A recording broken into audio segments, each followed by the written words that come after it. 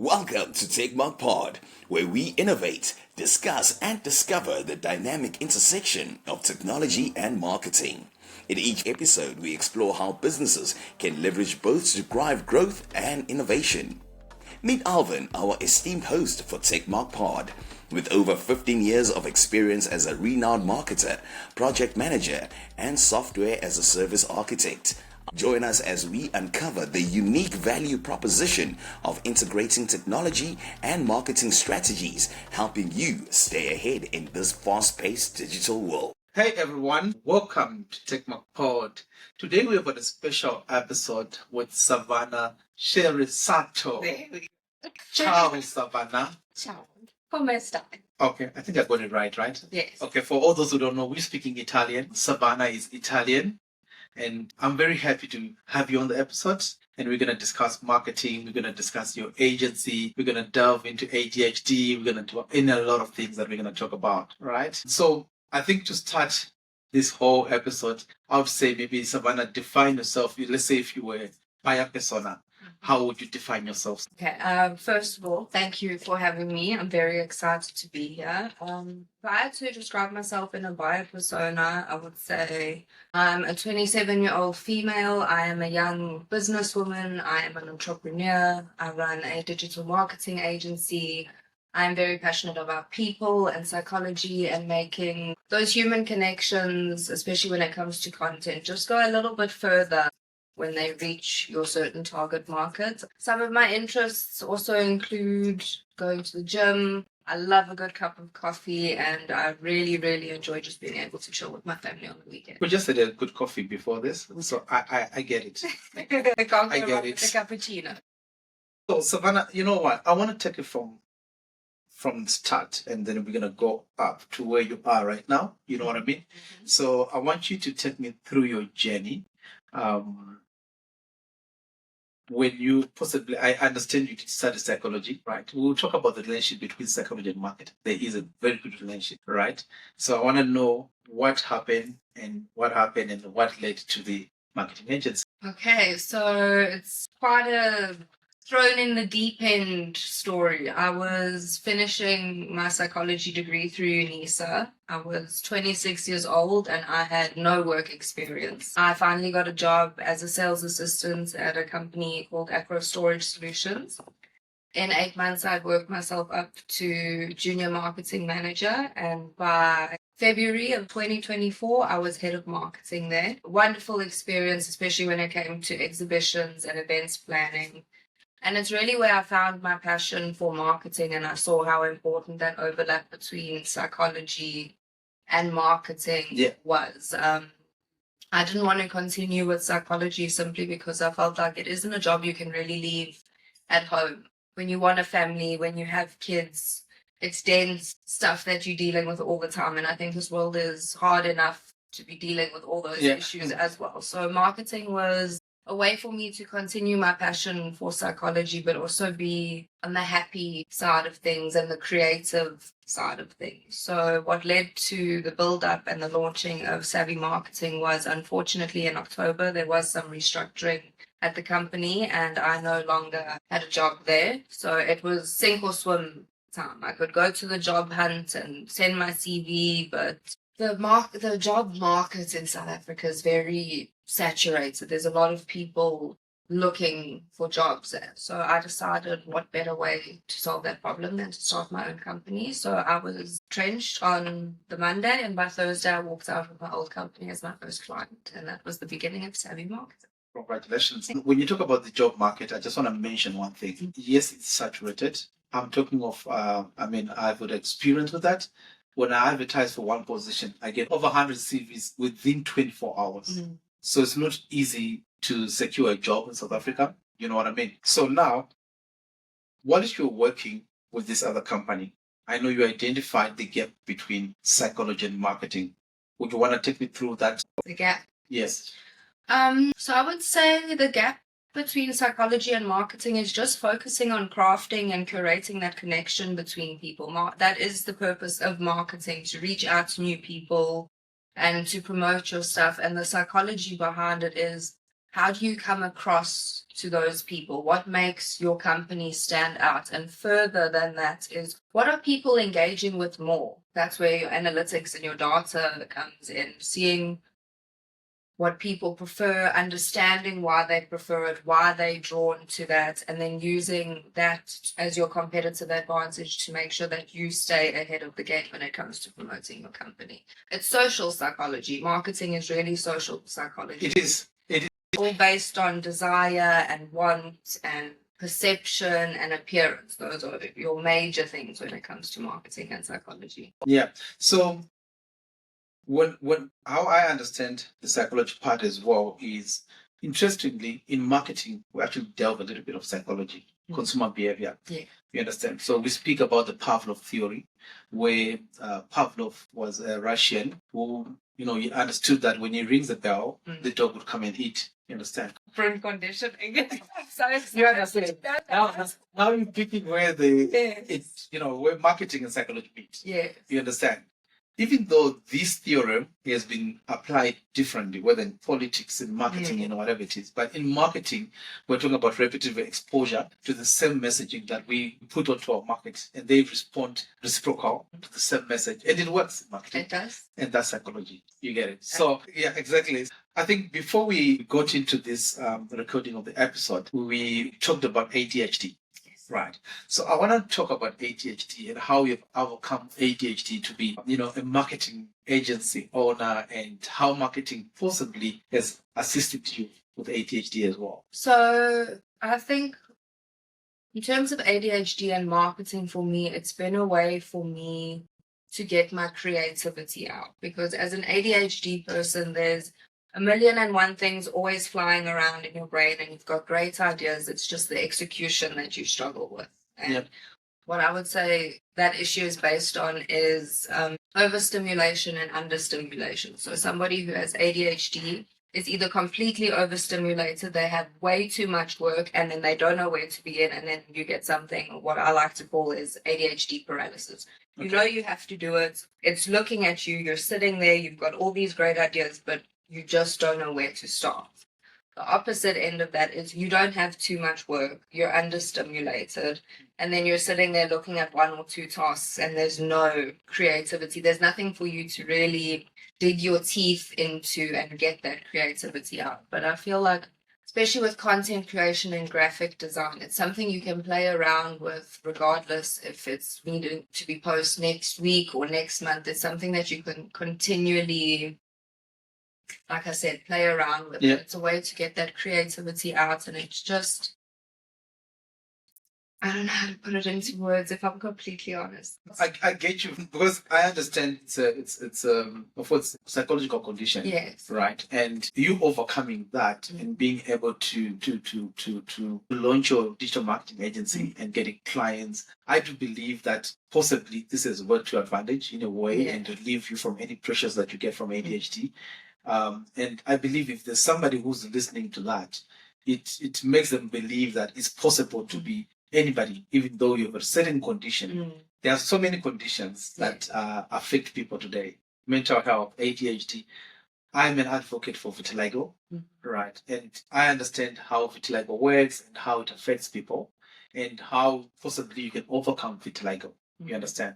So I think it's quite an interesting topic. I think it's one of those topics that has quite a bit of stigma around it, simply because of how the medical industry has been in the past. You say ADHD or you say depression and you say anxiety, and people go, no one wants to talk about it. Don't want to approach that topic and put it like, it's very stigmatized. But I feel like with platforms like this and with understanding the condition, you begin to realize that like ADHD isn't actually a setback or something that's going to stop you from achieving your dreams. In fact, it's a superpower. It's something that when you learn how to work with it and you learn what your triggers are, what your inspiration is, it opens up a whole new door to problem solving, because that is what ADHD people are. They are creative problem solvers. You can give them Okay, maths was never my good thing, but I'll use it as an example. Yeah. You can give them a maths problem, and maths has a structure and a process that you should follow to get to a certain answer. What an ADHD person will do is they'll understand that process and they'll understand that structure, but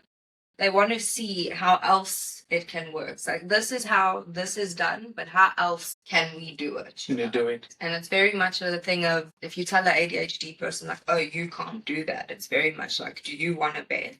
I can do that, and I will do it in my own way. That's interesting. Okay, so we're going to come back to the agency now, Savvy Marketing. Yes. I understand you have a partner as well on Savvy Marketing. I want you to then, give us the whole A to Z of Savvy Marketing. What services are you offering? And what probably, how do you see your agency growing? And what kind of target market are you looking at?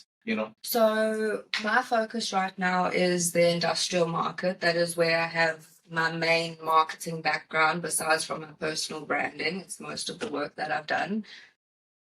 The industrial market isn't a market I thought I would ever be passionate about. I thought I would be the kind of girl who liked to do the makeup and the nails and the hair and all the fun girly stuff that you see, but that's also a very saturated market with the industrial area. That industry is the backbone of South Africa's economy. And in saying that, a lot of the people who are in power there are from the older generation, and what they like to see is generally your magazines or your newspapers, your hard copy marketing, your events, stuff like that. But what I think they're not realizing is the digital revolution has been here, and it's been here for a very, very long time. And it's bolting at the moment. And that is where you need to be, especially when you're trying to reach your target market. That is the younger generation. That is the next level of management or CEOs, the people who are moving up in the corporate ladder at the moment. How you're reaching them is on social media and digital marketing platforms. So I think there is a little bit of resistance in the industrial area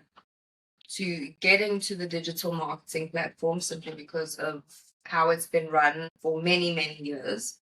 But I think that there are very interesting companies who have a wealth of information and knowledge that they can share. They just need to be extending that onto the correct platforms. So your factory tours, how things are made, those are the behind the scenes footage that people want to see and want to engage with, the raw and the real stuff mixed with, promoting your products and all that. I think that's quite interesting. I had a discussion with one of our clients. So they are almost like semi-industrial, like you say. Mm-hmm. So they do have a manufacturing plant and in the whole warehouse with the whole process, right? Mm-hmm. And I think one of the discussions was to fly a drone into the warehouse so that we can give people like the back behind the scenes of how do we come up with this certain product, because at the end of the day, I think us as consumers, we don't know how they come up with the product. Exactly. But us being able to have that view is quite important, like you're saying. And I think most of them, they're still doing traditional marketing. And they believe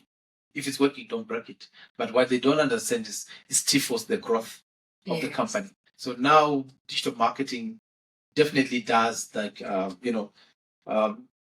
unlock that that market that never existed for them. And look at how AI is doing the things now. You can't keep on doing the same thing and expecting better results. You know what I mean? I agree. We had a discussion on AI, but wait, we still continue with Savvy Marketing. Yes.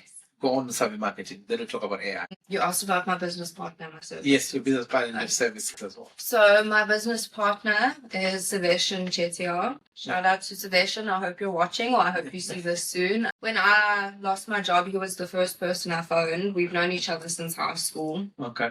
And he is a mastermind when it comes to scaling businesses. I phoned him and I said, I want to open a marketing agency. And he basically broke down the whole process for me. And I think in 3 weeks I had a registered company. Great. And it's been go since then, which has been fantastic. Yeah. I wouldn't be as far as I was now without him. So his help has been greatly appreciated. He's opened a whole different perspective to business for me. In terms of services, my bread and butter and what I enjoy most is the social media marketing. But I do want to have an agency that is a turnkey solution, especially in the industrial area, because I think that's what a lot of people are looking for. Yeah. It's not, I don't think people want to bring in multiple different agencies to handle different aspects of their digital marketing. And I feel like a lot of the industrial companies, that is what they've done. They've got one person who handles this and then another person who handles that. And then there's just a lot of room for error and miscommunication. And then your brand image isn't consistent. All the digital assets are related. Yes. You can't have someone handling the website, someone handling the marketing. Those two, they need to be consistent on the brand. So yeah, definitely you can go ahead. So yeah, that's what my goal for my company is to be a complete turnkey solution. So at the moment we offer social media management services, content creation, website design, SEO. We also do photography and videography, graphic design, got a whole list of them. Yeah. But those are the main ones that we're focusing on for the moment. Okay. And how do you see, okay, actually you've answered it because you said you want to offer a 10-key solution for industrial clients, which is a good thing because if you look where we are going, right, we're going to a place where possibly services are becoming extinct and you want a product in place, right? And if you don't offer a 10-key solution, like you're saying, you might, market yourself out of the business in any way. So you definitely need to offer all those services. I think that's something that I also found on my side to say when we go to some of our clients, let's say engineering company, they would want a website, they would want IT, they would want digital marketing services. They even want as far as sales services, but we can't then offer sales because we really not as salespeople. We're digital marketers, and tech people. So let's talk about AI. We had quite an interesting discussion about AI. We've got very different views of AI.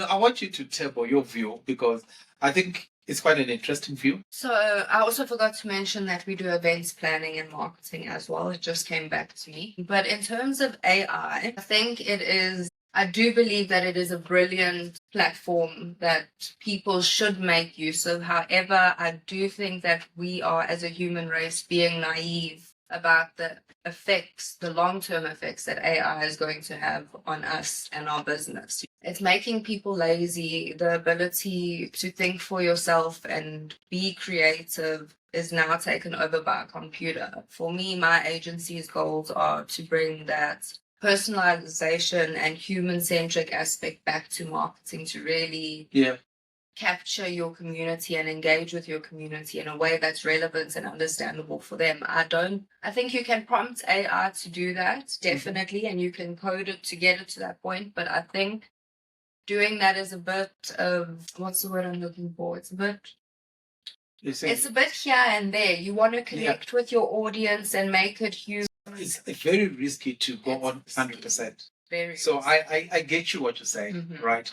But again, we're going to talk about the aspect of AI enabling efficiency within an organization, you understand? Of which that is happening and it's going on faster. And the threat of AI to human nature is high. Yes. You understand? Because it seems like we've actually, give AI the opportunity to think on our behalf. Like you're saying, we don't think anymore. So one of the things that I noticed on LinkedIn, I think it was a discussion that's been going on. I mentioned it and I said, I'm actually tired of seeing the word elevate. And I know that AI uses that. Then when I'm driving to work, then I see this other car. I'm not going to say the brand. It's an elevate your driving. Oh my goodness. Did they just use AI? I know it's a word that existed. But what has happened now? AI has abused those words. Yes. Like there's got a few words that it can generate content for you. Yeah. You know what I mean? So the authenticity of your brand is gone. And you lose, AI is great. It thinks for you. It puts amazing sentence structures together from a grammatical point of view. You're not going to do any better than AI. But from a connection point of view, you lose your brand's voice. You lose what you stand for. You lose what you're trying to promote. Like I'm not going to lie, I do use AI for some of my posts simply because it is more efficient, as you mentioned. Instead of spending 20 minutes figuring out what you want to say, you can have what you want to say in 5. But then just go into it and edit it and make it more relatable to you, what you stand for and your core values. Do you think we need copywriters any longer? I think copywriters will always be important when you want to focus on building an authentic brand. Yeah. I think, yeah, You agree? I do agree. I think we will always need them. No, you don't agree? So, with the rise of AI, and I mean, if you look at how Perplexity and Cloud, and there's so many of them, what they've done, copywriters' jobs are at risk. Those are the first people that become culprits in any agency, because we can feed AI what we want to generate, and we get the correct answer. You understand? So I think there is a skill. Before AI was here, I used to call that Google is a skill on its side. Googling is a skill. You understand? You can't just go and Google and expect to get the correct answer or whatever you're searching. So now there's AI. So which means using AI is actually a skill on itself. It is definitely a Do you buy when you're doing your social media content marketing? Do you just generate content, or do you have to, there's a thought process on how to generate the content? There is a thought process on how to generate the content. I did learn quite quickly when using AI that you can't do your basic prompts. You can't just say like, create a post about a new shoe brand, because then it gives you a whole long structured business plan for a shoe brand and all this information that's not relevant, and it probably makes you more confused when you're trying to get to your main point. Yeah. So I feel like you do have to be specific, as in like create a meet the founder post for a marketing company that specializes in such and such. You have to be very specific to get AI along the right track, if that makes sense. Yes. I'm in agreement with you. And also what I notice is you can't then generate content without then stating the location. You are in South Africa. I haven't done location. So think about the location. What AI then feeds you is generalized information. But if you don't feed the correct information and state the location of where you're Googling from, of course, it can understand that where you're coming from location, but you need to make sure you specify. Let's say, for example, I'll say AI define the target market for my solar power business. Do you understand? I mean, it will give me the target market that is Arizona in America, or in Greece, or wherever in the world.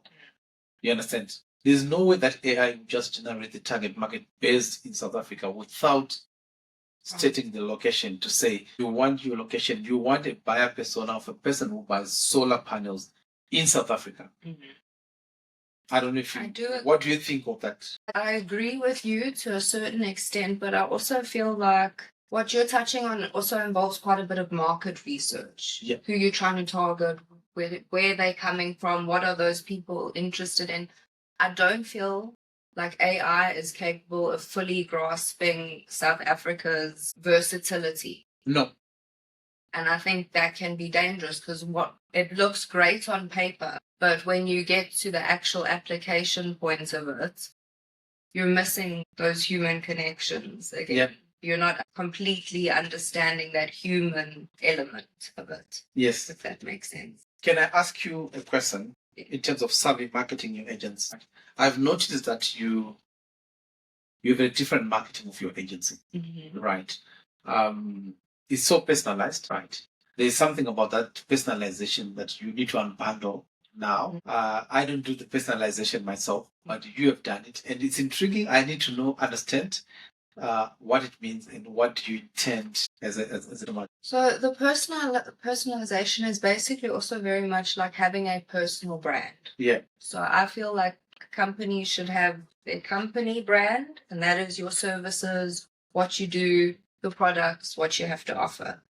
But then the personal brand side of it is who is involved in the company, who are the people behind that, driving that, who's the team, what does the team stand for, and just, again, the behind the scenes footage of your everyday life at your company, not just your great products or your great achievements and all of that, but the hardworking people behind that are driving that. That is what people want to see, and that is how people connect. Otherwise, it might be a robot. It might be a robot.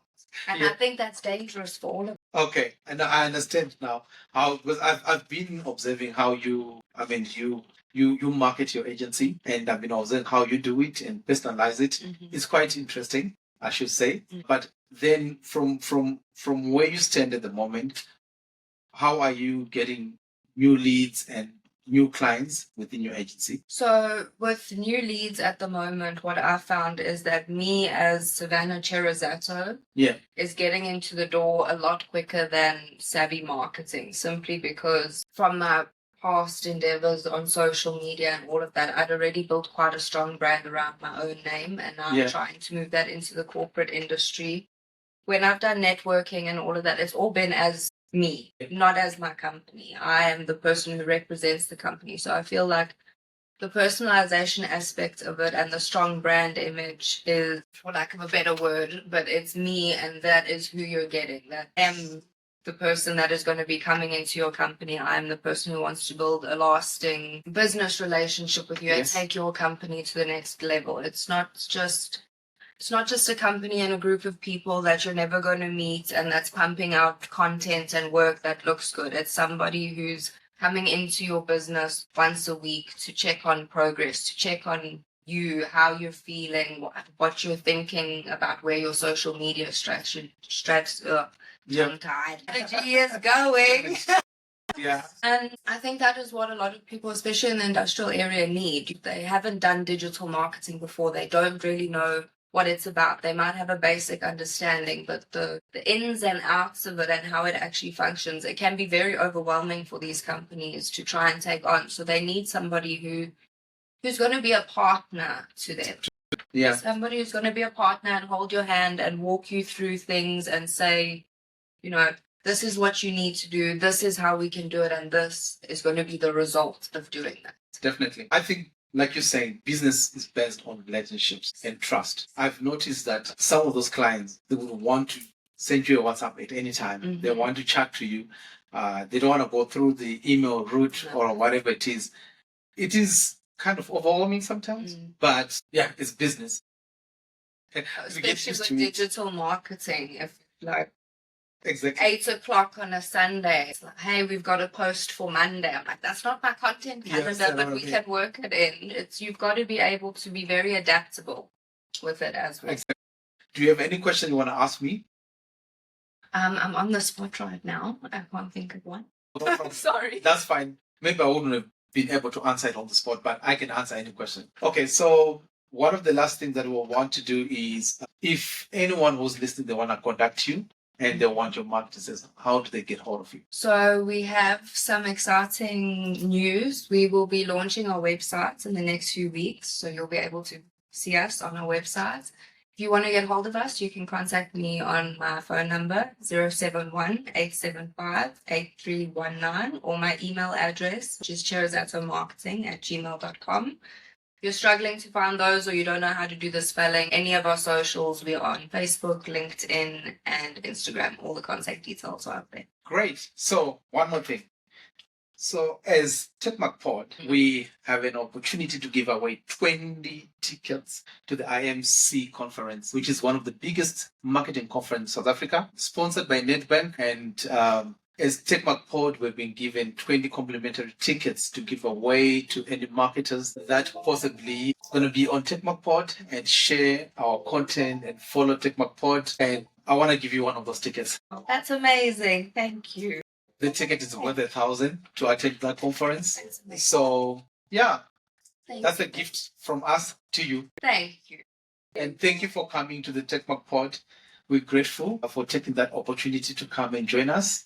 Do you have any lasting parting words to say? To you and your wonderful team over here, thank you so much for having me, for making me feel so comfortable, and for giving me this platform to really just get myself out there and you guys out there. This is a fantastic initiative and a great idea, and I think we need more platforms like this for marketers. Thank you. Don't forget to subscribe.